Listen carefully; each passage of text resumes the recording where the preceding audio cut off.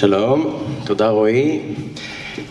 שמי רונן גולדמן, אני צלם ואמן קונספטואלי, ואני רוצה לספר לכם היום על פרויקט שאני עובד עליו כבר 6 שנים, שאני קורא לו הכרית הסוריאליסטית, שבו אני מנסה לייצג חלומות ורעיונות מופשטים שהיו לי באמצעות צילומים, ואני גם רוצה לדבר קצת על הקשר שבין עולם החלום למדיום הזה של הצילום. קשה מאוד לשתף את האנשים מסביבנו מילולית במה שעברנו. עוד תופעה מאוד מעניינת שמתרחשת בחלום, זה שהכל מרגיש נורא מציאותי. אנחנו רואים אנשים וסיטואציות ומקומות שאנחנו יודעים שזה מופרך לגמרי שזה יקרה, אבל זה מרגיש נורא אמיתי. מרגישים כאילו, אני באמת מטיס את המטוס הזה, והסנאי הזה הוא הטייס משנה שלי, והוא לא יודע מה הוא עושה, ואנחנו הולכים להתרסק. זה מרגיש נורא אמיתי. אנחנו יודעים על עוד מקומות שבהם יש לנו הטעיה כזאת, שבה אנחנו מרגישים שמשהו אמיתי, אבל הוא לא אמיתי. זה קורה גם במדיום החזותי, למשל אשר שכולנו מכירים, שהוא לקח ציורים, ובאמצעות ציור הוא עשה אשליות אופטיות, שבהם היה קשה מאוד להבין מה למעלה, מה למטה, אבל בצילום אני מוצא שקיים משהו נוסף. יש איזשהו אלמנט נוסף של ריאליזם שמרגיש כמו תיעוד, שאם התמונה נראית לנו אמיתית, אז כנראה שזה באמת קרה באיזשהו דרך, למרות שאנחנו יודעים שזה לא ייתכן. אז לדבר הזה אני קורא בניגוד לאשליה אופטית, אשליית מציאות, וזה מאוד דומה למה שקורה בעולם הזה של החלום. עכשיו, אני חשבתי לעצמי בתור צלם ואמן, מה יקרה אם אני אקח את המתח הזה שקיים בין המציאותיות המאוד גדולה הזאת לזה שזה מופרך לגמרי, אם אני אשתמש בזה כדי להעביר רעיונות חדשים מופשטים, ואולי אפילו חלומות ממש. אז איך עושים את זה? אז דבר ראשון שגיליתי מהר מאוד, זה שקשה מאוד לרמות את העניין הזה. אם הייתי לוקח את התמונה הזאת ופשוט לוקח בפוטושופ תמונות של ציפורים ממקומות שונים, זה לא היה עובד. וגם אם הייתי פשוט מצלם ציפורים לא באותו זמן, זה לא היה עובד, כי האור וצל לא היו מדויקים. ולא משנה כמה אנחנו טובים בזה וכמה אנחנו יודעים בפוטושופ ודברים כאלה, זה לא יעזור. העין היא כל כך מדויקת שהיא יודעת לזהות, גם מישהו שהוא לא צלם יודעת לזהות אם יש זיוף או לא. כשאתה עושה את זה בצורה מדויקת, אז האשליה היא כל כך חזקה כמו בחלום. אז כדי לעשות את התמונה הזאת, אני רוצה להסביר איך טכנית עשיתי אותה. אז דבר ראשון, אמרנו שצריך לצלם הכל בפועל, בלוקיישן, באותו זמן. אז המצלמה נמצאת על חצובה. אז שלב ראשון היה לי חלום שבו בן אדם נתפס על ידי ציפורים ונלקח אל על. זה לא היה בדיוק ככה, אבל זה היה די דומה. וידעתי שאני צריך בן אדם, דבר ראשון. אז קודם היה לי את הבחור, שקוראים לו שי, והוא קפץ באוויר, והתאורה בתמונה הזאת זה תאורה של סופטבוקס, כמו שאתם רואים, וכל השאר התאורה היא תאורה סביבתית. עכשיו, התאורה לא משתנה, זה עיקרון מאוד חשוב כשבאים לעשות תמונות מהסוג הזה, אבל עכשיו אני צריך איכשהו לעשות את הציפורים, שהם יעופו בדיוק לכיוון שאני רוצה ובצורה שאני רוצה. אז איך עושים את זה? יונים הם לא כאלה משתפי פעולה, אם אין לך איך לשחד אותם, אז אני הבאתי איתי לחם, ופשוט הנחתי את זה איפה שהקופסה הייתה, הארגז הזה, והם באו, אכלו, התעופפו להם, ואז עוד פעם פיזרתי, חזרו ושוב ושוב ושוב, ואז היה לי פשוט רצף של תמונות שבהם יש ציפורים עפות לכיוון מסוים, וכל מה שנשאר לי זה להניח את כל השכבות האלה כמו שקפים, אחת על גבי השנייה, להוציא מה שאני לא צריך ואת הציפורים שעפו לא נכון, ונשארה לי התמונה הזאת. אני רוצה להראות לכם עוד דוגמה. לתמונה הזאת אני קורא הקוסם.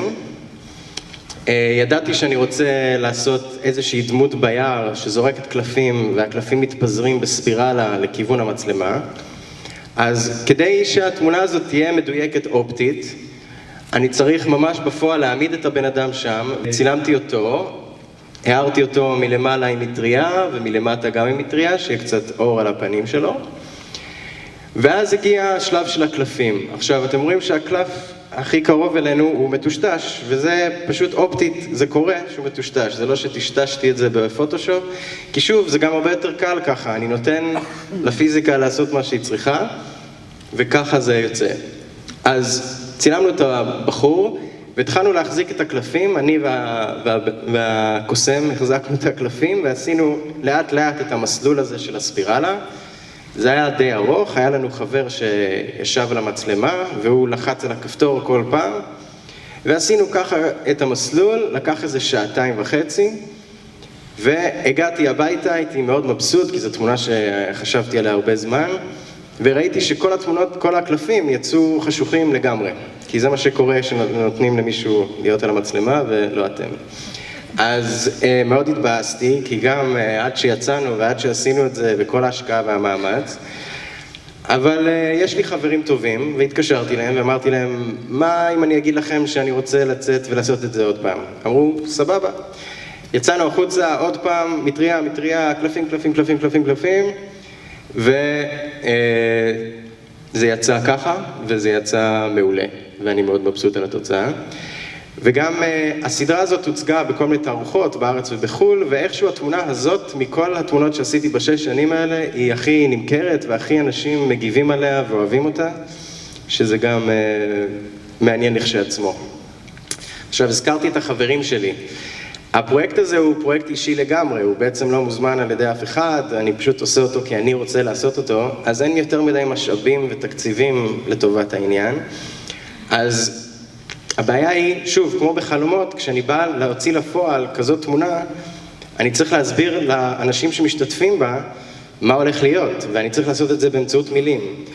ולפעמים זה עובד, ולפעמים אני פשוט מצייר את זה בצורה גרועה, ואז מראה להם, ואז הם עדיין לא מבינים, אבל לשמחתי הם אומרים, אוקיי, אני סומך עליך, אם אתה אומר שזה יהיה מגניב, אנחנו בפנים. אבל לפעמים אני ממש צריך לדרוש הרבה מהחברים שלי. למשל, ניגשתי לחברה שלי בשם דפנה. אמרתי, דפנה, יש לי רעיון מצוין לתמונה, שאני חושב עליה הרבה זמן, נראה לי זה יהיה מגניב. היא אמרה, אוקיי, מה צריך? אמרתי, אני צריך שתשכבי במיטה. אז היא אמרה, אוקיי, תשמע לי אחלה, מתי מצלמים? אמרתי, עוד דבר אחד, המיטה תהיה מלאה בלטאות. ואני צריך שבאמת תהיי שם במיטה הזאת. היא חשבה על זה קצת, ואמרה, יאללה, בוא נעשה את זה. עכשיו, מאוד הופתעתי מהתשובה שלה, כי הייתי בטוח שהיא תגיד לא, ואז נתקעתי, כי עכשיו אני צריך להשיג איגואנה מאיפשהו. אז התחלתי לחפש, התחלתי לשאול בפייסבוק אנשים, אם יש איגואנה, משהו, זה לא היה איגואנה בנמצא. גם, שוב, כל האנשים האלה, אני צריך להסביר להם למה אני צריך את האיגואנה שלהם, וזה חצי מביך, חצי מוזר כזה. עד שהגעתי לאיזשהו חוות זוחלים, שהם יש להם זוחלים טלנטים, שהם מזכירים את הזוחלים שלהם לפרסומות וטלוויזיה. אמרתי, אחלה, מצוין. הם אמרו שהם שולחים את האיגואנה יחד עם מטפל, שזה עוד יותר טוב, כי אני לא רוצה שיהיה איזשהו עוגמת נפש או נזק לבעל חיים עצמו. ואמרתי, מעולה, אז אני צריך את זה יום שלישי הבא, מה הפרוצדורה? אמרו, זה הפרוצדורה הזה, אתה נותן לנו 1,000 שקל לשעה, ואתה מקבל איגואנה. אמרתי, אוקיי, 1,000 שקל לשעה. אז עכשיו הדברים נהיים קצת יותר רציניים, כי אני צריך לחשוב, אוקיי, יש לי רעיון על בחורה במיטה עם איגואנות, האם זה שווה לי 1,000 שקל עכשיו, לעומת, נגיד, לא לשלם 1,000 שקל עכשיו. אבל החלטתי שזה באמת, היא כבר הסכימה, ואני כבר באמת רוצה לעשות את זה. אז אני רוצה להראות לכם את הוידאו מאחורי הקלעים של האירוע הזה.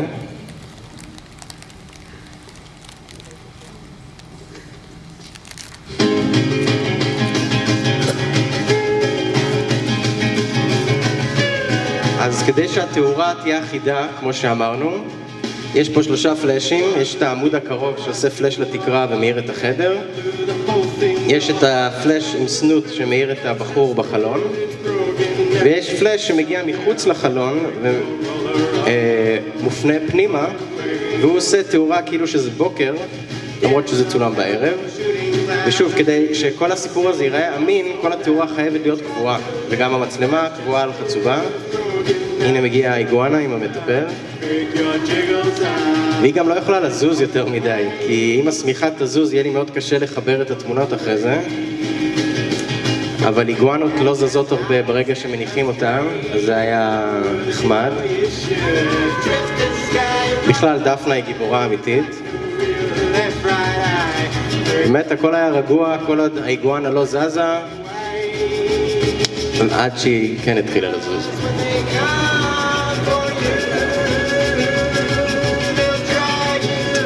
אבל זה גם נגמר בשלום.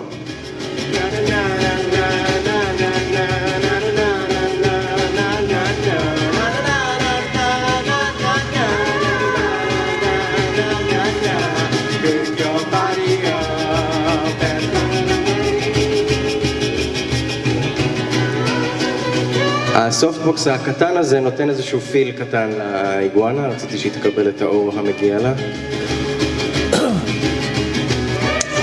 וזהו, זאת התמונה הסופית. תודה. אז מהתמונה הזאת למדתי לקח מאוד חשוב של, באנגלית יש ביטוי put your money where your mouth is. אם יש לך רעיון טוב ואתה חושב שהוא מגניב, אתה צריך שהמכשולים האלה לא יעצרו מבעדך להוציא אותם לפועל. עכשיו, את הסדרה הזאת התחלתי לפני 6 שנים, לא ידעתי שהיא תהיה סדרה, פשוט רציתי לעשות תמונות שמעניינות אותי, ועם הזמן אנשים התחילו לשאול אותי, כי פרסמתי את זה, מה המשמעות של הדברים האלה, מה אתה מתכוון בתמונות האלה. חלק מהתמונות אני מבין כשאני עושה אותן, ממש כמו חלומות, אתה מבין למה בעצם חלמת את החלום שהיה לך, אני מבין את המשמעות או מה שעבר עליי באותה תקופה, וחלק מהתמונות לוקח הרבה מאוד זמן עד שאני מבין בעצם מה עברתי אז ומה התמונה שיצאה כתוצאה מזה. אלה האחייניות החמודות שלי שנמצאות פה, הן משחקות פה תפקיד נפלא. עכשיו, חלק מהתמונות התחלתי לקבל פרשנויות שונות של אנשים אחרים, התחלתי לפרסם את זה, ואנשים אוהבים להגיד לך מה הם חושבים, אז אנשים התחילו להסביר לי את הפרשנות שלהם על התמונות, ובהתחלה לא ידעתי איך לאכול את זה כל כך, כי פחדתי שאנשים לא יבינו למה אני התכוונתי. למשל, התמונה הזאת צולמה כמה חודשים לפני שהתחתנתי, מימין יש את סיוון, אשתי, ובתמונה הזאת רציתי לבטא את הקשר העמוק שאני מרגיש שיש לנו, שאנחנו מאכילים אחד השני את הראש בצורה סימבולית, מטאפורית וכו'. אבל במקור אני הייתי אמור להיות בתמונה, כי זה כל הרעיון, אבל לא הצלחתי להיות גם בתמונה וגם לצלם אותה, אז הבאתי חבר שיחליף אותי. ומשהו שמאוד מעניין שקרה זה שפרסמתי את זה והצגתי את זה באיזושהי תערוכה, ואנשים ניגשו אליי והתחילו להסביר לי מה הם רואים. ומישהי אמרה לי משהו מאוד מעניין, היא אמרה, תקשיב, התמונה הזאת לא מציאותית. אמרתי, כן, אני יודע שהיא לא מציאותית, מה זאת אומרת? היא אומרת, לא, יש לך פה טעות מאוד גדולה. אז אמרתי, מה את רואה? היא אומרת, אם תשים לב, המוח דג של האישה יותר קטן מהמוח דג של הגבר, וכידוע, המוח של האישה הוא הרבה יותר גדול משל הגבר. אז הודיתי בטעותי, וגם מישהי אחרת ניגשה ואמרה שבשבילה התמונה הזאת מסמנת ריחוק מאוד גדול שיש בין בני הזוג. אמרתי לה, באמת, כי אני התכוונתי ההפך. היא אמרה, כן, אם תשים לב, היד של הגבר היא קמוצה, וזה בשפת גוף, ותורת השפת גוף שאני לא מבין בה, אומר שיש ביניהם בעיות והקשר שלהם הוא לא טוב. עכשיו, אני לא שמתי לב שהיד שלו קמוצה עד שהיא לא אמרה לי את זה, והתמונה הזאת תלויה אצלי בסלון כבר איזה חצי שנה.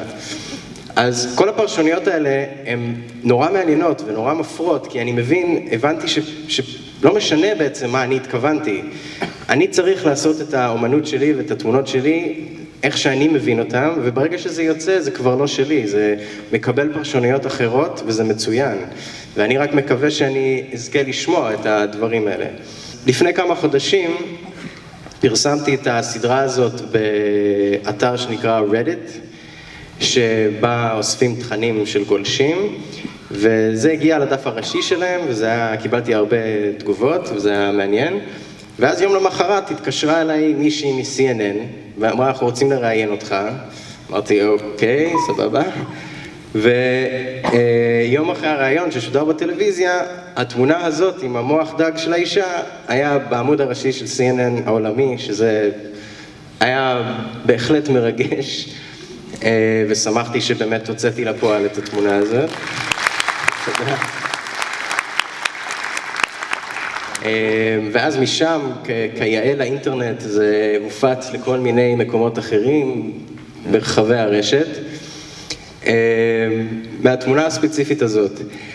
עכשיו, מה שהיה מדהים בכל החשיפה הזאת, מעבר לזה שאנחנו צלמים ואנחנו אוהבים שאנשים רואים את התמונות שלנו, זה ששוב, קיבלתי כל מיני פרשנויות וכל מיני תגובות, אבל תגובה אחת שהמשיכה לחזור, מצלמים בעיקר, היה טוב, בסדר, אם היה לי תקציב ענק, אני גם הייתי יכול להוציא לפועל תמונות כאלה. עכשיו, כל התמונות שראיתם, כמו שציינתי, בגלל שזה פרויקט אישי, אין לי כל כך תקציב לדברים האלה. למשל, פה הייתי צריך, בניגוד לאיגואנה שעולה 1,000 שקל, אני הייתי כבר מוכן עם הארנק 1,000 שקל בשביל הדג זהב, ואז אמרו לי שסטיב פה עולה 3 שקלים, וזה מאוד הציב אותי שזה החיים שלו, הוא עשה תפקיד כפול פה, ואפילו לא שילמו לו 6 שקלים, וזה היה קצת עצוב. אבל הנקודה היא שזה לא העניין של תקציב להוציא את הדברים האלה לפועל. אז כיום אני עושה תמונות קונספטואליות בשביל חברות פרסום ומגזינים ומוזיקאים. זה למשל אלבום שהולך לצאת עוד כמה שבועות ללהקה בשם סווינג דה ז'יטן, הם מעולים אגב. ומה שהבנתי פשוט במהלך כל השנים האלה והעבודה על זה, הבנתי איזשהו לקח מאוד חשוב. שהמכשול הכי גדול ביצירה של תמונות מהסוג הזה, או של אומנות בכלל, לפחות בחוויה שלי, וזה משהו שאני מתמודד איתו גם היום, זה לא כל המכשולים האלה של הציוד והתקציב והטכניקה וכל הדברים האלה. את כל השיטות האלה שמופיעות פה בסדרה הזאת, אני למדתי בעצמי מצלמים אחרים, או מהאינטרנט, ואני בעצמי מעביר סדנות כאלה, אבל זה לא המכשול לעשיית אומנות. המכשול קורה אחרי שיש כבר רעיון טוב. הרעיון טוב עולה לראש שלכם או שלי, ואז מתחיל השלב של הספק והפקפוק, ואולי זה לא מספיק טוב, ואולי אנשים אחרים עושים את זה יותר טוב ממני, או אולי זה לא שווה את המאמץ. ומה, אני אוציא 1,000 שקל עכשיו על הדבר הזה? אני פשוט חשבתי על זה הבוקר, למה שאני אשים כסף כזה? אני גם צריך לאכול באותו יום.